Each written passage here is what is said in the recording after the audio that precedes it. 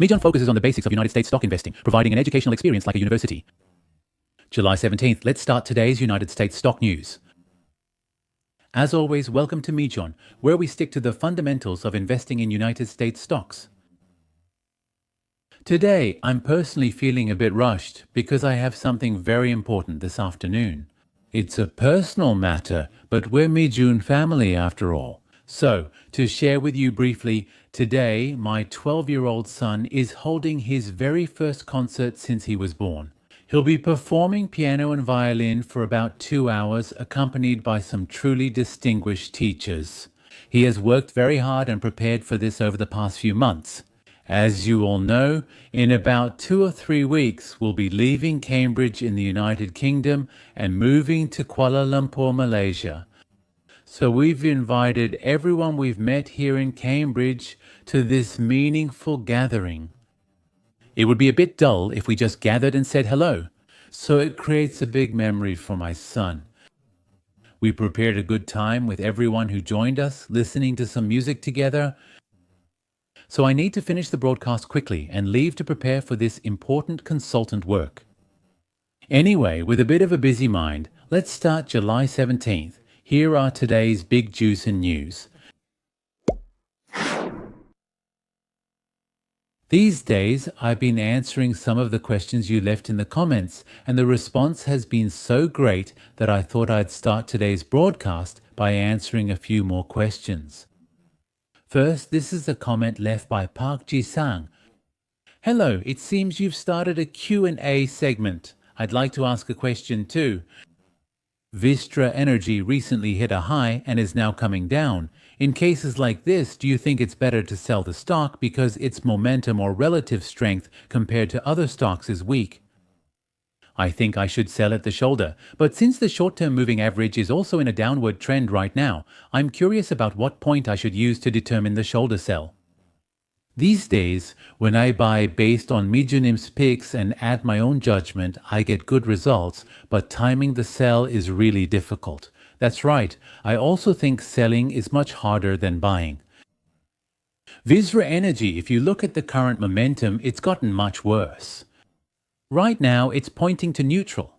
Out of 26 indicators, 8 are for selling, 9 are neutral, and only 9 are buy recommendations. And the current relative strength index has also dropped to 50.26. Even though it's above 50, it's still neutral right now. Compared to other United States stocks and top picks, momentum has weakened significantly. So, in my opinion, rebalancing wouldn't be a bad idea. Of course, the important point here is how much of the stock Vistra you are holding. It depends on that. If your investment in Vistra makes up about 10% of your total investment funds, I think it would be better to reduce that proportion a bit. Because there are a lot of stocks that are really taking off right now. Advanced micro devices, Nvidia, Palantir, these kinds of stocks are suddenly going up a lot, so there's really no need to tie up your valuable funds in Vistra. But if your investment in Vistra is less than 1% of your entire portfolio, then personally, I don't think there's any need to keep buying and selling while paying fees. Since the momentum hasn't completely collapsed yet, I want to advise you that it's not really desirable to keep trading based on these minor movements. Now, if you look at the chart, you can see Vistra's movements more clearly. It has shown a very sharp rise. In a way, since it has just formed a double bottom, the foundation for an upward trend has been established. And it managed to make a V-shaped rebound in a short period of time. However, unfortunately, it couldn't break through the previous high. As it hit this strong resistance line, the stock price is hesitating again. Right now, unfortunately, the price has fallen below the 21-day moving average. That's why for now, the upward momentum has been broken in the short term. That's how you can interpret it. But if you look here, there's another support line. This support level is at 176. 177. If it breaks through here, then it could fall all the way down to the 61-day moving average below. However, if it shows a rebound at $177, there's also a possibility that it will test the $200 resistance level again to try to break through. Therefore, depending on how much you currently hold, I would advise you to keep your investment strategy somewhat flexible. I'm not sure if I was able to answer the question that Mr. Park Ji-sung sent in well. Today I'll read just one more. This is a post left by a member using the identification Lee Hayon. Hi Miju, it's been some time since I last commented. It's already been over a month since I started wondering whether or not I should invest in coins. Because of news like the Luna incident, which most Koreans would know about, I wonder if I just don't have enough trust in coins. I feel like I should start investing in coins, but I'm so anxious that I haven't even been able to start with coin stocks, so I'm leaving this comment.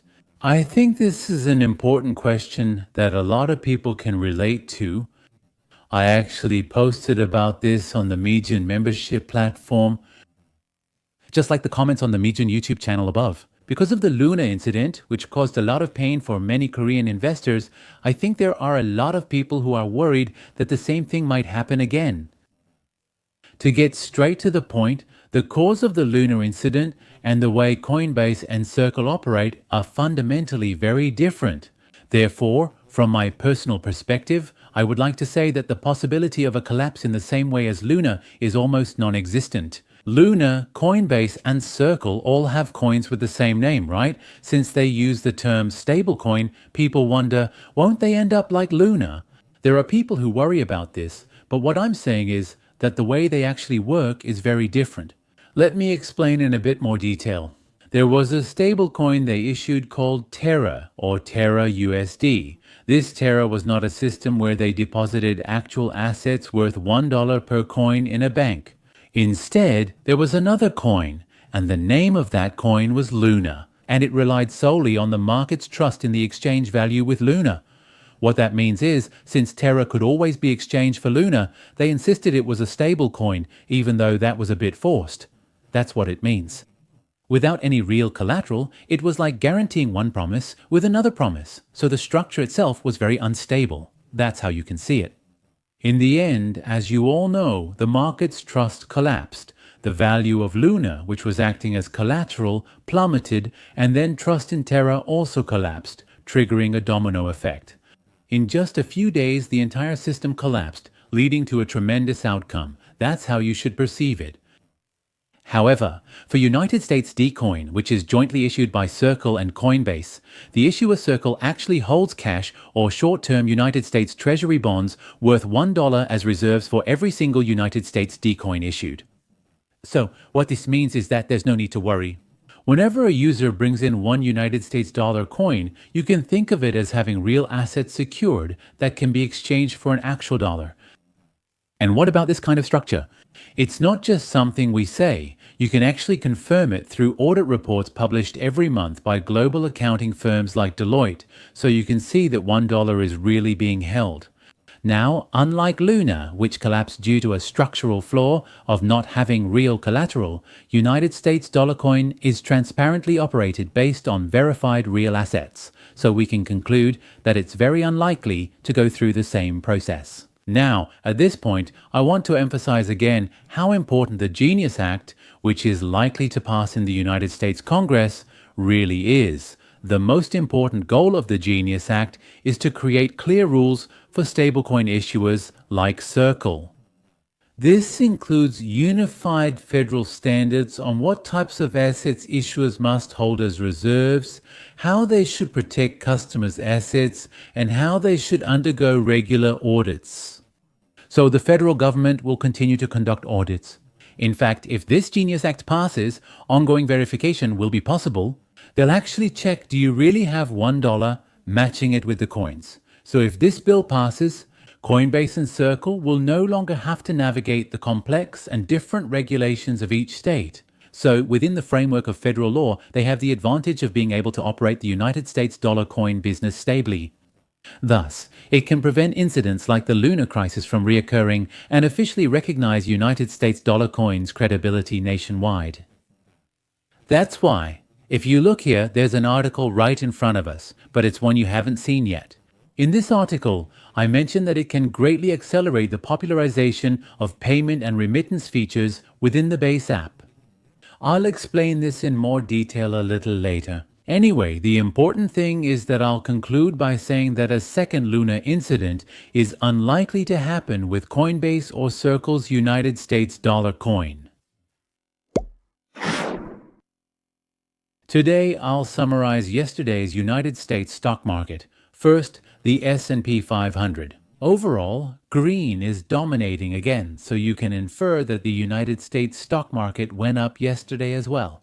Of course, there aren't any bright green spots that really stand out. It's not vivid, but even though it's rather dull, the market overall maintained a good trend of rising together. In my opinion, rather than seeing very bright green, if we see this kind of dull green every day, it could actually lead to a much better market where the stock market rises little by little, bit by bit. That's something we can look forward to. If you look at the movement of the major indexes, micro-cap stocks rose 1.02%, outperforming small-cap stocks, which increased by 0.67%. The Dow Jones gained 0.50%. It can be summarized in two ways. The fact that micro-cap and small-cap stocks performed well means that individual investors are leading this market. Institutional investors generally don't invest much in micro-cap stocks. Therefore, the current rise in the United States stock market is not being led by institutions. For example, 2023 and 2024 were years dominated by institutions. That's why the Magnificent Seven, mega-cap stocks and blue-chip stocks used to lead the market. But now it's not a market led by blue-chip stocks. It's a market led by micro-cap stocks. That means a bubble is forming. You can see it that way. In a way, it's negative, but since there's also a foundation for things to really take off, it's actually very good in the short term. You can see it that way. And one more thing, the fact that the Dow Jones and small-cap stocks are on the rise like this, we can infer that there must have been good news across the overall economy.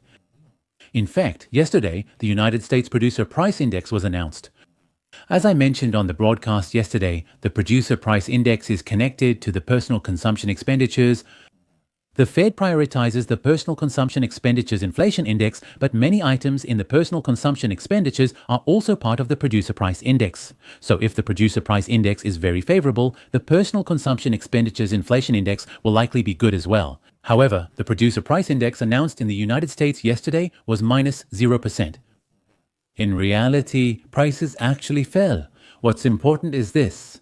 People were expecting the Producer Price Index to rise, but if you look here, compared to a year ago, it only went up by 2.3%. If so, it marked the slowest growth since September. Compared to the previous month, it slightly dropped. Compared to a year ago, it only increased by 2.3%, the lowest growth rate since last September. So since the market showed an overall positive trend yesterday, the breadth of the market must have widened even more, right? Yesterday, it rose from 59 to 62.8, and in the long term, the stocks with good trends also exceeded 55%. So, we can say that it's very positive that the breadth of the market continues to be maintained like this. The volatility index continues to show favorable numbers, such as 17 and 20. If it remains stable below the 201 moving average, there's a high possibility that the so-called Goldilocks market will continue. We can interpret this as a positive indicator. However, the message from the Fear and Greed Index is a bit different. A high score of 74 is being reported continuously. Currently, it's fluctuating between extreme greed and greed. Stock prices have risen significantly, and currently, greed is overflowing in the market. That's the perspective you should adopt. It's the same with the market score provided by Choice Taggy. It's dropped one level compared to yesterday, but still, the market is overflowing with greed. And to explain once again how the market score is calculated, it measures how much certain stocks have risen right now. So whether there are more stocks with good price trends or more stocks that are falling, that's what it calculates. Therefore, in the current United States market, there are just too many stocks with good price trends. Therefore, since there are many stocks that have gone up, it's possible to be concerned that profit-taking might occur in these stocks.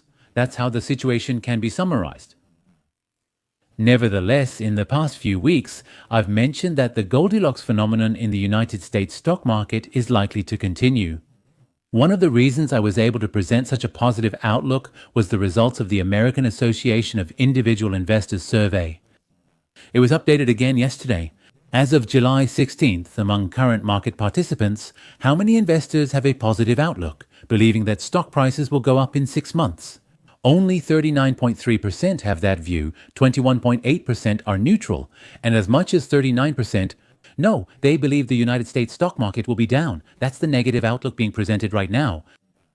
To give you an idea of how high 39% is, the historical average is 31%. So compared to the average figure, there's a lot more negative sentiment right now. Let me explain again why this is important. There are people who are currently holding stocks, and there are people who have sold their stocks, right?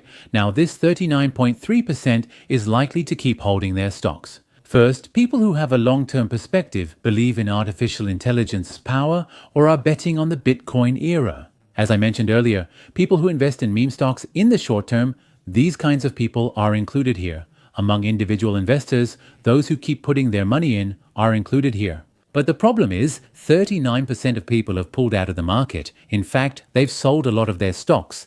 But in this situation, what would it take for stock prices to drop sharply? More people would need to sell. But the question is, who would actually do it? That's where the doubt arises. Because these people have already sold a lot of their stocks, they don't have much left to sell anymore. But on the other hand, the 39.3%, these people are very optimistic. In my case as well, I have no plans to sell a large amount of the stocks I own all at once. So if you understand this mechanism, right now, as stock prices are rising a lot, there's a lot of greed. But the problem is, even if there's a lot of greed, if there aren't many people willing to sell their stocks, ultimately it may run longer, so expect that. Now, let's examine the performance of Mizon's top picks. Yesterday, Mizon's top picks also reported very good overall performance, and B2 was the best again yesterday. It went up an additional 4.83%. Tesla was up 3.50%, Strategy up 3.07%, Advanced Micro Devices up 2.87%, Coinbase up 2.62%, Palantir up 1.57%, Trade Desk up 0.91%, Google up 0.53%, Nvidia up 0.39%, and Bitcoin rose 0.28%, recovering to 119,000. TSMC was up 0.26%, Broadcom was down 0.05%, and Celestica dropped 0.24%. Other stocks that showed a decline include Meta down 1.05%, Talos Energy down 1.25%, Credo down 1.36%, Amazon down 1.40%, Uber down 1.58%, Nextracker down 1.75%, and First Solar down 2.97%. Lastly, Vistra dropped 3.78%, performing the worst. Now, if you look at the futures trading index among these, most stocks are showing a positive trend, but one stock stands out. TSMC, his futures index is up by 4.01%. There was a good reason for that. Just a few hours ago, TSMC announced its earnings results. As TSMC posted record high quarterly net profits, its stock price started to surge. This is how it can be summarized. Alright, then, let's move on to the main story of today's broadcast. I wrote recommended content by Mijiwon in the title of this article. That's how significant this breaking news is. It's about Coinbase. There's been an amazing report that Coinbase is entering the consumer market as a super app. Now, I'll try to explain in detail and in simple terms what this news really means. First, I think we need to read the article. Coinbase unveiled an everything app on Wednesday, designed to bring more people into the crypto economy. The everything app is what we usually call a super app, meaning it has various functions all in one app. I think the name is Base App? The Base app replaces the existing Coinbase wallet and combines not only wallet transactions and payment functions, but also social media messaging and support for mini apps. I'll explain the details a bit later. All of these features, Coinbase has its own public blockchain network built on Ethereum, and its name is Base. So the blockchain network they have is called Base, and the app built on top of this Base network is the Base app. That's how you can understand it. A so-called super app, which bundles the functions of various services into a single mobile app like WeChat or Alipay, has long been considered the holy grail of fintech in the industry. That's how it's described. That means there are that many companies wanting to become a super app. These apps are now central to daily life in China, but have not been successfully replicated in the West. Companies like Meta Platforms and X are taking on the challenge, but a true super app has not yet been found. That's how it can be seen. What is Coinbase's intention? It's to expand their influence to a new group of consumers who may not necessarily be interested in the company's core business of buying or trading cryptocurrencies. Now, what does this mean? I'll explain it in detail later in Mijon's words. Excessive reliance on cryptocurrency as a source of revenue has been an obstacle for the company. That's why some analysts are evaluating the Base blockchain as a way to bring out the practicality of cryptocurrency beyond speculative trading. Now, as part of the launch of the Base app, Coinbase is taking action. They also introduced two key features to support this. One is Base Account, which is a system that can verify identity. The second is called BasePay, which is a simple payment system for United States dollar coin stablecoin payments issued by Circle. Today, this BasePay plays a very important role. Let's take a closer look. BasePay is described as a one-click payment feature for the web, developed together with Shopify. This means it's just like Apple Pay or Google Pay, which we use frequently, but instead of paying in Korean won or United States dollars, you pay with United States DC. That's how you should see it. Coinbase also plans to introduce BasePay to offline stores through tap-to-pay support by the end of the year. So right now, payments can only be made on the website, but soon it will be introduced to offline stores as well, not just online. When that happens, you'll be able to just tap and pay using a credit card machine. Shopify's product manager, Alex Danko, announced this week that the BasePay feature has been activated for tens of thousands of Shopify merchants. By the end of the year, all merchants, Shopify is estimated to have about 5 million merchants, will have access to it. But you can see it this way. The feature will be expanded to so many merchants, and finally, payments with BasePay will be possible at all these places. He also said that by the end of this year, Shopify will offer 1% cashback to users in the United States who make payments with United States DC through Base. They're offering this extra cashback for this specific reason. You can see this as a promotion to accelerate the era where many people make payments using stablecoins. Until now, the excitement about the Base network has been limited to passionate builders and developers who are enthusiastic about using the technology. So it hasn't become mainstream yet. A time when consumers like us use stablecoins for payments hasn't come yet. But recently, this trend has been changing. Perhaps the most notable example is, last month, John Pierpont Morgan announced that it would launch so-called deposit tokens on the Base blockchain. Base is often promoted for its ability to process payments in under a second for less than a cent. So once again, Base is a blockchain network built by Coinbase itself. That's how you should see it. It's very capable, so fans are impressed. This is raising expectations that it will help the network grow in a way that other cryptocurrency-based payment attempts have not been able to achieve. Compared to other systems, the current Base is very strong and highly likely to become active. Now, Coinbase wants to go beyond trading and payments to seize the opportunity to handle payments on the Base network. They're looking for new opportunities. So, that's where the Everything app comes in. With the introduction of this kind of super app, the company is especially highlighting new economic model opportunities for content creators. And what about this model? It provides creators with more direct and diverse monetization options for their content and gives them greater control over their identity and data. It's a bit difficult, so I'll try to explain it very simply in a little while. Coinbase aims to bring more users on-chain, and on-chain here refers to the blockchain. As part of their efforts to encourage users to go on-chain, they provide funding for creators' rewards. They plan to waive United States dollar coin transaction fees that occur in in-app chats. Now, what this means is there aren't any creators active on the blockchain yet, so they're providing reward funds and financial support, and in the beginning, there won't be any fees at all. So you can see it as them planning to support a lot of people coming into the blockchain and being able to work as creators. What about this new consumer app? This is coming out as the cryptocurrency industry, and Coinbase are experiencing a boom in product launches and announcements thanks to the Trump administration's pro-cryptocurrency policies and clearer cryptocurrency regulations that are expected to be released as early as this week. The atmosphere is really great right now. First of all, President Trump is strongly supporting cryptocurrency. And another thing, there is a very high possibility that cryptocurrency-related regulations, like the Genius Act, will finally be established either this week or early next week. This significant positive news has emerged amidst an already very favorable atmosphere. Last month, Coinbase launched its first credit card together with American Express. Shopify started United States dollar coin based payments through Coinbase and Stripe. Therefore, you can see that there are now clear signs that the United States dollar coin infrastructure built by Coinbase is finally spreading. Next is Coinbase's Chief Executive Officer Brian Armstrong. He has an ambitious goal to make United States dollar coin the world's #1 stablecoin, surpassing Tether's USDT.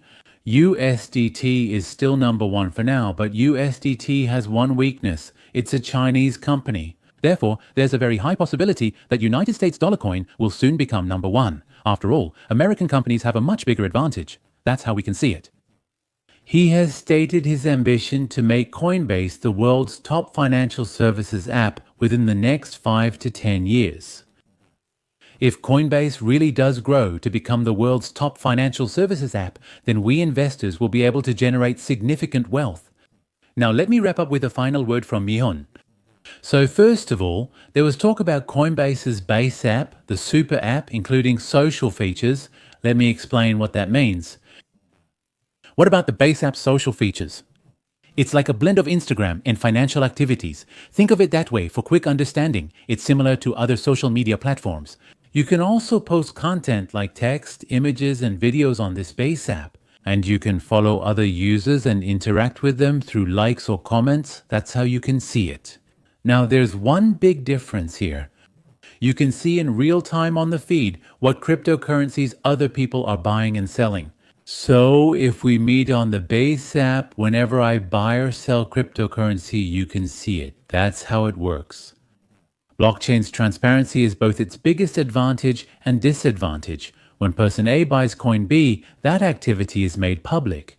This transparency is a key feature of blockchain technology. This feature allows you to identify market trends and analyze strategies of investors you follow, creating a new form of social activity. That's one way to view it. And there's also a chat feature that lets you send messages to friends or other users. This chat feature is also very special because it has a huge differentiating factor. Inside the chat window, you can send United States dollar coin directly without any fees. Just to remind you, United States dollar coin is a stable coin that's pegged to the dollar. For instance, while chatting with a friend, you can say, "I'll send you the money for yesterday's meal now," and transfer the funds within seconds. And what's even more important is that you can send and receive United States dollar coin directly to individuals or business partners in other countries within just a few seconds without any transfer fees or currency exchange fees.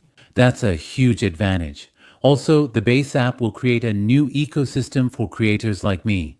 It was mentioned in the article. What this means is that currently, creators rely on ad revenue share models on platforms like YouTube. For example, when you upload a video to YouTube, you get ad revenue from it.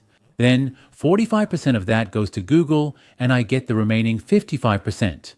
Of course, it's not that I'm giving it to them. Google takes it all and then sends me 55%. That's how it works. But this method is on the verge of disruption. Here's what I mean.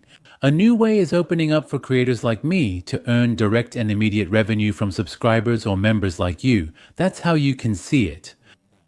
Please provide more details.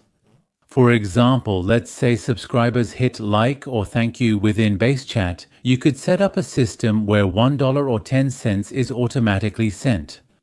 Or you could create a monthly subscription model like the Mizon All-in-One membership for your channel or content and receive subscription fees in United States dollar coin. Now, going even further, here's a really interesting part. You can turn special Mizon content or the questions and answers exchanged with subscribers into non-fungible token S. Non-fungible token is a term we haven't heard in a while, right? A non-fungible token is a unique, irreplaceable digital asset that can't be duplicated or copied. It's one of a kind, making it valuable and distinct from other digital assets.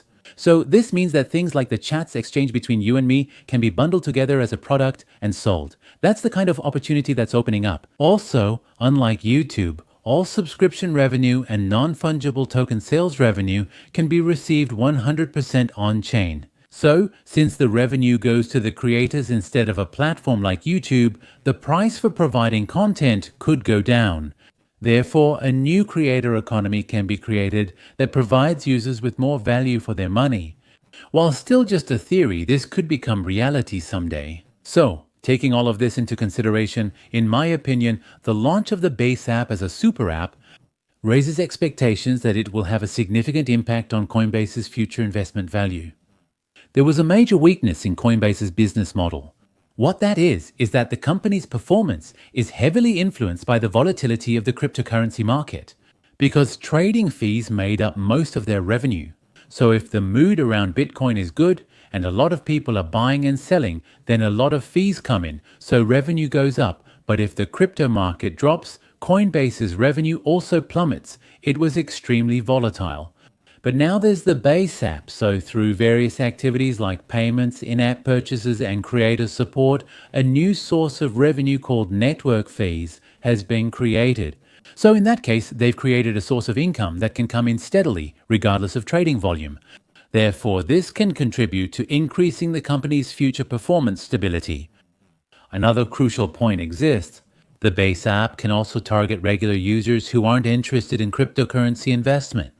Because even if I'm not interested in things like Bitcoin, I can still use it for remittance or payments. That's why features like easy payments connected to Shopify, free international remittance, and social functions are important. There's a very high possibility that it will attract a large number of new users, even those who weren't interested in cryptocurrency. Up until now, only people who actively invested in cryptocurrency signed up for this app called Coinbase. But from now on, that's not the case.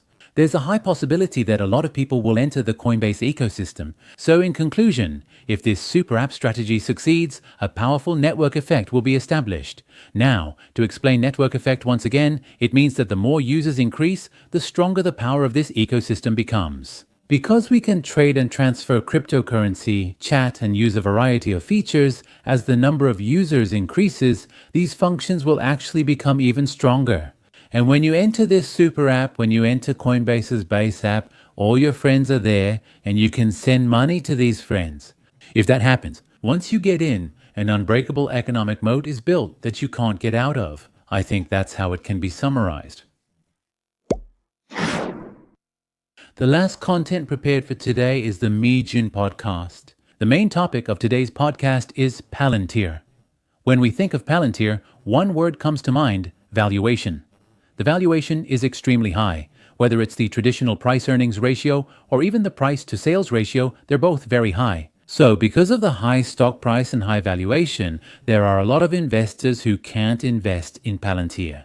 The article we're going to look at together today is a counter-argument to this. Even if Palantir's valuation is high, it doesn't mean its investment value decreases. That's the argument being made. Now, let's see what kind of logic this article presents. I think it would be good to listen together with an artificial intelligence voice that resembles mine and my wife's voices. Alright, that's it for today's broadcast.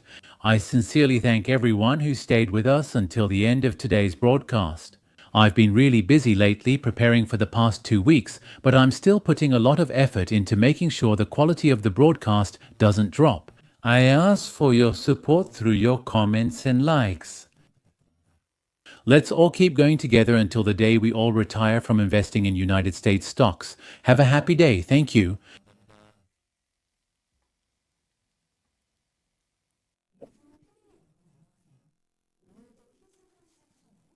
We also have a special event today, so this morning feels even more energizing. Hello, that's right. Today is truly an energizing day. I hope that everyone in the Mijut Yun family has also begun their day positively. Yes, then let's take a look at the analysis article together today as well. The title is, What Exactly is Palantir Value Investing? And it raises some provocative questions about the traditional value investing perspective surrounding Palantir. Yes? That's right. This article is saying that instead of focusing only on Palantir's high price tag and valuation, we should pay attention to its growth potential, expectations for the market, and the narrative behind it. And it also argues that we need to look at other important factors, like high volatility and beta value as well. Yes, so today we're going to go over the main points of this article one by one to help you understand this new perspective on Palantir. Especially, what's interesting is that the author of this analysis article was originally a very firm value investor. Oh, really? Yes. But after experiencing this big trend of artificial intelligence, he confessed that he needed to change his investment style. That's really interesting. Maybe this isn't just about one person's change, but it could be a sign that the entire market has started to see value a bit differently. That could be possible. All right, then shall we get right to the main topic? First, the article points out that traditional value investors are somewhat misunderstanding Palantir, being surprised by its 230 times future PE ratio and simply thinking it's too expensive is a bit. Particularly during periods of high liquidity and a booming market, this viewpoint is quite biased. But hearing 230 times also feels a bit overwhelming, doesn't it? The numbers are like that, yes, but the writer focuses on Palantir's high market sensitivity, the beta value, which is 2.6. 2.6. Yes, the reason this is important is because if the market moves by 1%, it means Palantir's stock price moves by an average of 2.6%. So it's very volatile. Yes, it's really big. So, during a bull market, you can expect bigger profits, but on the other hand, during a bear market, there's also a much higher risk of loss. These characteristics, along with strong growth and the hot artificial intelligence narrative these days, are the reasons why money is pouring into Palantir right now, and valuation might actually be secondary. That's how I see it. Do you have any evidence for that? Yes. Recently, Kingston Capital bought Palantir shares worth $2 billion, which is about $1 trillion in our currency, and that's being cited as very strong evidence. But why did they compare it specifically to the Magnificent Seven, the 7 leading big tech companies in the market? Palantir's market cap is about $33.5 billion, so it's still pretty small compared to them. yes, that's a good point. The difference in market cap is definitely big, but if you just look at the trading volume, Palantir is actually about in the middle among the Mega 7 group. It's that much, yes. If you look at the 3-month average dollar trading volume, it's actually more active than Apple or Microsoft. That means the market's attention is incredibly focused. The author seems to be trying to explain Palantir's current status by pointing out this fact. This could be more than just speculative interest, something like that. I see. How about its growth potential? Compared to Megasegun, Its growth potential is truly remarkable. Sales growth rate is 33.45% year over year with a future outlook of 31.1% ranking second only to Nvidia. it's right after Nvidia. Profit growth rate based on earnings before interest, taxes, depreciation, and amortization, ranked first for past performance, trailing 12 months, but slightly behind Nvidia for future forecasts on a forward basis. Still, overall, if you only look at growth within the Magnificent Seven, you could say it's in the top tier, ranked second. Growth. The growth is impressive, but I'm curious about their actual profitability and how much money they're making. The gross profit margin, which is revenue minus cost of goods sold, is very high at 80%, similar to Meta. Oh, that's high. Now, companies offer stock-based compensation to employees. This expense, which rose sharply in Q4 last year, makes operating and net profit margins seem relatively lower. It's about the same level as Tesla. But if you look at the adjusted operating profit margin, excluding this stock-based compensation expense, it's said to be quite good at around 44% in the first quarter of this year. How is the stock price momentum?